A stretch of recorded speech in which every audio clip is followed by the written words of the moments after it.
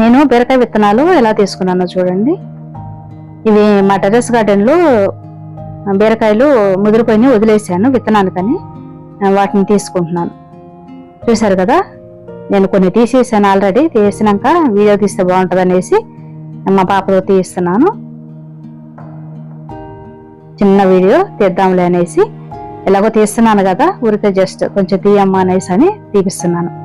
ఇలా దేనికన్నా కట్ చేసుకుని, నైఫ్తో అయినా కట్ చేసుకోవచ్చు. అక్కడ అవి ఇలాంటి చిన్న చిన్నవి టూల్స్ ఉన్నాయి కాబట్టి నేను వాటితో తీసుకుంటున్నాను.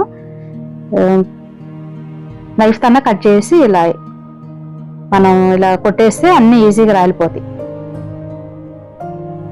నేను అన్ని విత్తనాలు ఇలా తీసుకుని టెర్రస్ గార్డెన్లో కొన్ని కాయలు వదిలేసుకుంటాను, మంచిగా ఉన్న కాయలు. లేదా ఒక్కొక్కసారి మనకి ఒకటి అలా వచ్చినప్పుడు ముదిరిపోతాయి కదా, అలా ఉంచేస్తాను. వాటిని విత్తనాలు తీసుకుంటాను.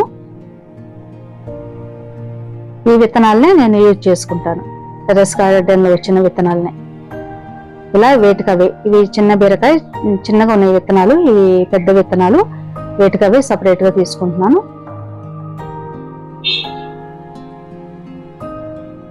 ఇలా అన్ని బెండకాయలు, బీరకాయలు, వంకాయలు ఇలాంటి విత్తనాలన్నీ ఇలాగే తీసుకుంటాను నేను.